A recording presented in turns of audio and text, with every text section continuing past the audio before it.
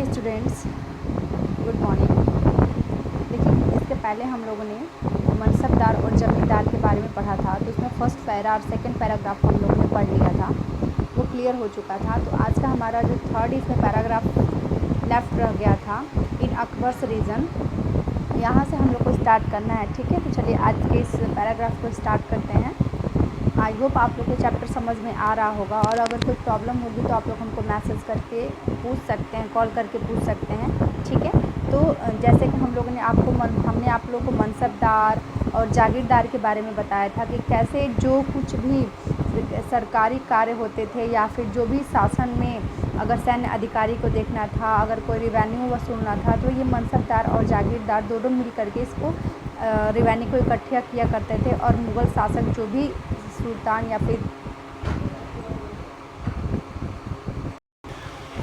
तो इसमें हम लोगों ने अकबर के जो भी मनसबदार थे और जो जागीर थे इनके बारे में पढ़ा था। ठीक है, तो चलिए देखते हैं। इन अकबर्स रीजन, यहाँ से स्टार्ट करना था ना, इस पैरा से। देखिए, ये वाला जो पैरा है, इस वाले पैरा से हम लोग को स्टार्ट करना है। ठीक है, तो चलिए स्टार्ट करते हैं इसको।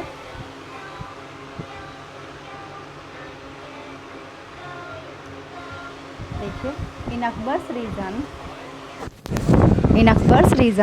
the Jagir were carefully assessed so that their revenue were roughly equal to the salary by the mansabdar। एक मिनट,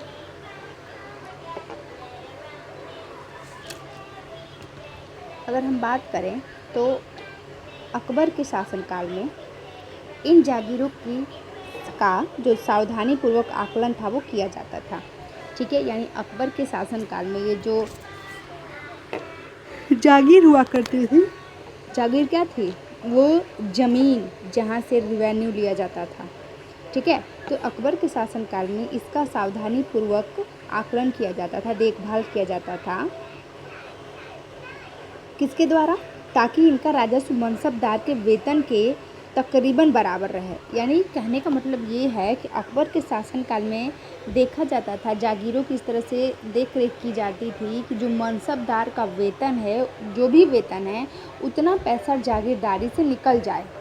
ठीक है, यानी मनसबदार को वेतन देने के लिए अलग से कोई हम लोग को कर ना इकट्ठा करना पड़े, बल्कि जागीरदारी से ही मनसबदारों का जो वेतन है वो बराबरी उतना तकरीबन बराबर रहे।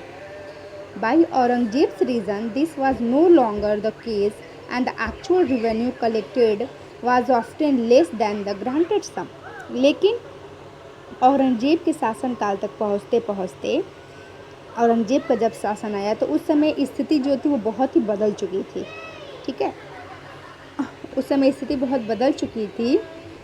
There was also a huge increase in the number of the mansabdar. Aurangzeb के शासनकाल तक पहुँचते पर जो स्थिति बदली, तो अब बदलने का क्या उसमें चेंजेज आए थे? तो चेंजेज ये थे कि अब जो प्राप्त राजस्व था, जो रिवेन्यू था, वो मनसबदार के वेतन से बहुत कम था। ठीक है, यानी जो जागीरदारी से राजस्व मिल रहे थे वो बहुत ही कम पड़ रहे थे मनसबदार को वेतन देने के लिए। जैसे मान लीजिए स्कूल खोला गया है और स्कूल में अगर स्टूडेंट फ़ी न जमा करें तो प्रिंसिपल सर टीचर्स को सैलरी कहाँ से देंगे? तो जस्ट वही सब था। ठीक है, उन लोगों को जो कर होता था, तो कर के रूप में इस समय हम लोग का फ़ी मान लीजिए आप लोग, तो कर इकट्ठा जो होता था वो बहुत ही कम होता था, और मनसबदारों का जो वेतन था वो बहुत ही ज़्यादा था। किसके शासनकाल तक? औरंगजेब के शासनकाल तक आते आते। क्योंकि मनसबदारों की संख्या में बहुत अधिक वृद्धि हो चुकी थी। Which meant long wait for the receive a jagir there आज द, यहाँ लिखा है, this was also huge increment in the number of the mansabdar which meant a long wait before they received a jagir. ठीक है, अब प्राप्त जो भी मनसबदार थे उनकी संख्या जो वृद्धि हुई थी, जिसके कारण उन्हें जागीर मिलने से पहले एक लंबा इंतज़ार करना पड़ता था। ठीक है, लंबा इंतज़ार करना पड़ता था कि कब मनसबदारों की सैलरी आएगी जागीरदारी से और कब हम उनको देंगे। These and other factors created a shortage in the number of the जागीर। इन सभी कारणों से जागीरों की संख्या जो थी उसमें भी बहुत ही कमी देखने को मिलती गई। अब जागीरदारी कम होती गई। जो ज़मीन था जिसे टैक्स मिल रहा था, अब धीरे धीरे वो ज़मीन ही हटने लगी, वो जागीरदारी ही वहाँ से हटने लगी। As a result many jagirdar try to extract as much revenue as possible while they had a जागीर। और फलस्वरूप कई जागीरदारों ने तो जागीर रहने पर यह भी कोशिश करते थे कि वो जितना ज़्यादा हो सके उतना ज़्यादा वो जागीरदारी या फिर रिवेन्यू जो थे वो एक जागीरदार से वसूल कर ले। And Aurangzeb was unable to control this development in the last year of his reign and the peasantry therefore suffered tremendously। देखिए, और यही कारण है कि अपने शासनकाल के अंतिम वर्षों में औरंगजेब इन परिवर्तनों पर नियंत्रण नहीं कर पाया। वो मनसबदारों को सैलरी नहीं दे पाता था, जागीरदार को संभाल नहीं पाता था, वो अच्छे से राजस्व इकट्ठा नहीं कर पाता था, और इन्हीं कारणों से किसानों को अत्यधिक मुसीबतों का सामना भी औरंगजेब के शासनकाल में करना पड़ा था। ठीक है, नेक्स्ट हेडिंग है जब्त एंड जमींदार्स। जब्त और जमींदार्स क्या है, इनको देखते हैं। The main source of income available to Mughal ruler was tax on the produce of the peasantry.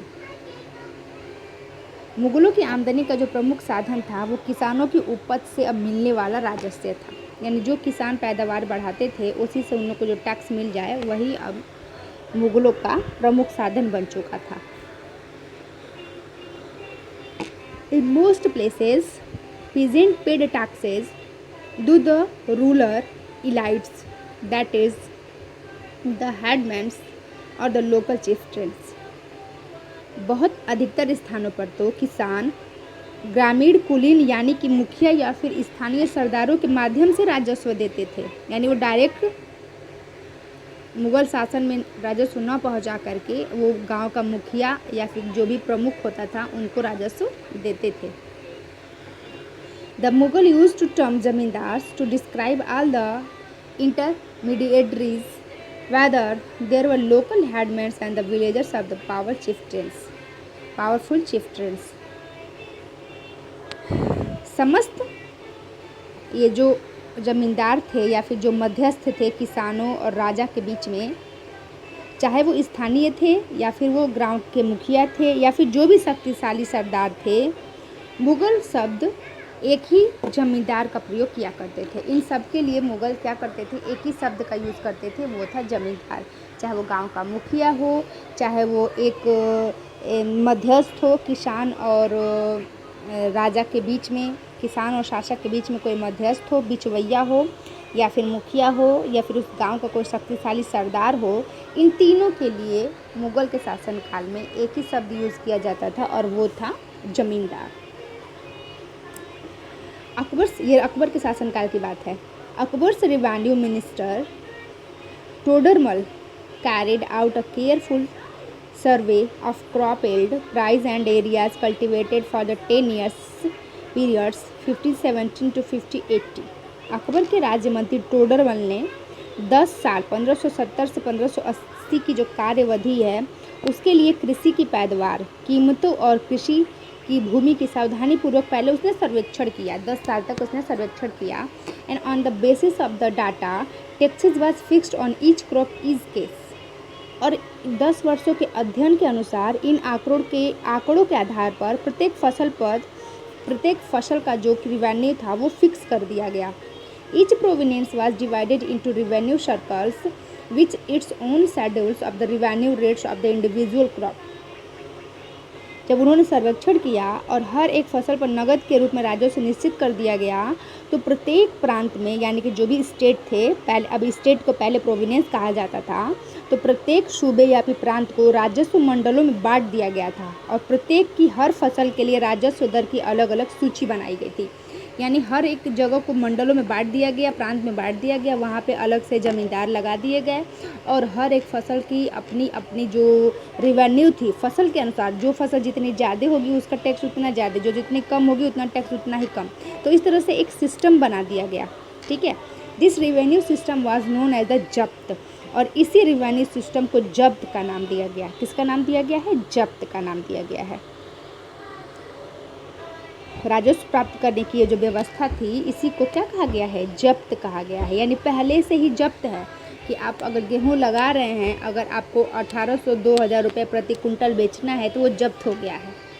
ठीक है, अब वो चाहे कम हो चाहे अधिक हो, उसका दाम आपको चाहे नुकसान हो चाहे फ़ायदा हो, आपको उतने पे ही बेचना है। तो इस तरह से जब्त उस समय लागू कर दिया गया था। It was prevalented in those areas where Mughal administrator could survey the land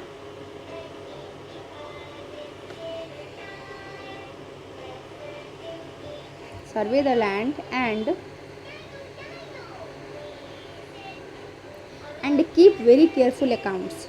This was not possible to provinces such as the Gujarat and Bengal. देखिए, यह व्यवस्था उन स्थानों पर प्रचलित थी जहाँ पर मुगल प्रशासनिक अधिकारी भूमि का निरीक्षण कर रहे थे। यानी यह व्यवस्था हर जगह नहीं लागू थी। जहाँ पर भूमि की देखरेख मुगल अधिकारी थे या फिर जहाँ पर मुगल शासन था, वहाँ पर ये सारी व्यवस्थाएं लागू थीं और सावधानीपूर्वक उनका हिसाब भी रखा जाता था। लेकिन ऐसा निरीक्षण गुजरात और बंगाल जैसे प्रांतों में अभी संभव नहीं हो पाया था। ठीक है, in some areas the zamindar exercised a great deal of power. The exploitation by the Mughal administrator could drive them to rebellion. Sometimes zamindar and the peasant of the same caste allied in rebellion against Mughal authority. This peasant revolt challenges the stability of the Mughal empire from the end of the 17th century. कुछ क्षेत्रों में तो जमींदार इतने शक्तिशाली हो चुके थे कि मुगल प्रशासकों द्वारा शोषण किए जाने की स्थिति में भी विद्रोह भी कर देते थे। ठीक है, कभी कभी एक ही जाति के जमींदार और किसान मुगल सत्ता के खिलाफ मिलकर विद्रोह कर देते थे। यानी खूब अपना वो टैक्स लेते थे, जो भी फसल थी उसे भूमि से, और वो मुगल शासन को वो टैक्स देते भी नहीं थे, विद्रोह कर देते थे। 17वीं शताब्दी के आखिर में ऐसे किसान विद्रोहों ने मुगल साम्राज्य के स्थायित्व को ही चुनौती दे दी थी। ठीक है, तो इसको हम लोग आज इतना ही पढ़ेंगे। नेक्स्ट हम लोग कल पढ़ेंगे अकबरनामा और आईने अकबरी। ठीक है, ये एक बुक है, उससे थोड़ा सा उद्धरण, थोड़ी सी लाइन एक बुक है उससे ली गई है, उसको हम लोग कल बताएंगे, कल पढ़ेंगे। ठीक है बच्चों, तो आज के लिए इतना ही। आई होप आप लोग को चीज़ें समझ में आ रही होंगी। ओके, बाय बच्चों।